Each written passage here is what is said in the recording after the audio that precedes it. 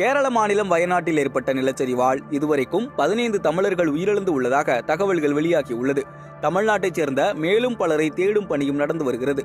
உயிரிழந்தவர்கள் யார், எந்த ஊரைச் சேர்ந்தவர்கள் என்பதை விரிவாக பார்ப்போம். கேரள மாநிலத்தில் கடந்த ஒரு வார காலமாக தென்மேற்கு பருவமழை தொடர் கனமழையாக பெய்து வருகிறது. அதனால் மேற்கு தொடர்ச்சி மலைப்பகுதிகளில் உள்ள வயநாடு, இடுக்கி, கோட்டயம், ஆலப்புழா, பாலக்காடு, திருச்சூர், மலப்புரம், கண்ணூர் ஆகிய மாவட்டங்களில் மிக அதிக அளவில் கனமழை பெய்து வருகிறது. இந்த நிலையில் நேற்று அதிகாலையில் மேப்பாடி, முண்டக்காய் டவுன் மற்றும் சூரல்மாலா ஆகிய மலைப்பகுதிகளில் நிலச்சரிவு உண்டாகியுள்ளது. இதனால் அந்த பகுதிகள் கடுமையாக பாதிக்கப்பட்டு உள்ளன. இதுவரைக்கும் 200க்கும் மேற்பட்டோர் உயிரிழந்து உள்ளனர். மாயமான 200 பேரை தேடும் பணியும் தீவிரமாக முடுக்கிவிடப்பட்டுள்ளது. இந்த நிலையில் இந்த நிலச்சரிவால் தமிழ்நாட்டை சேர்ந்த 15 பேர் உயிரிழந்து உள்ளதாக தகவல்கள் வெளியாகியுள்ளது. முதலில் நீலகிரி மாவட்டத்தைச் சேர்ந்த காளிதாஸ் மற்றும் கல்யாண்குமார் உயிரிழந்ததாக தகவல்கள் வெளியானது. தமிழக முதல்வர் மு.க. ஸ்டாலின் அவர்கள் இருவரின் குடும்பத்தினருக்கும் 3 லட்சம் நிவாரணம் அறிவித்தார். இந்த நிலையில் அவர்களை தவிர மேலும் 13 பேர் உயிரிழந்து உள்ளதாக தகவல் வெளியாகியுள்ளது. இறந்த 15 தமிழர்கள் யார், அவர்களின் விவரங்கள் குறித்து பார்ப்போம்.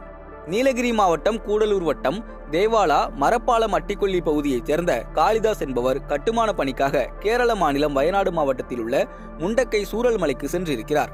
அதிகாலையில் ஏற்பட்ட நிலச்சரிவில் சிக்கி உயிரிழந்திருக்கிறார். அதேபோல நீலகிரி மாவட்டம் கூடலூர் ஐயங்கொல்லியைச் சேர்ந்த கல்யாண சுந்தரம் சூரல்மலையில் உள்ள கோயிலில் பூசாரியாக இருந்து வந்திருக்கிறார். அவரின் உடலும் இடர்பாடுகளில் இருந்து மீட்கப்பட்டு உள்ளது.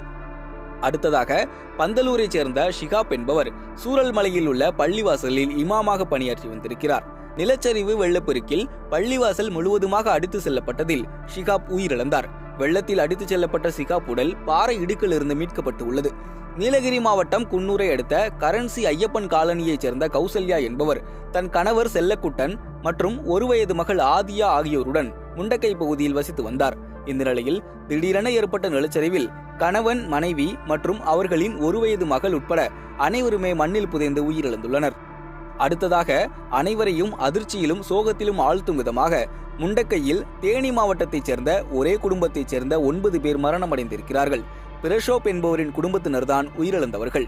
80 வயதான முதியவர் முதல் 16 வயது சிறுமி வரை விபத்தில் சிக்கி உயிரிழந்திருப்பது மிகப்பெரிய சோகத்தை உண்டாக்கியுள்ளது.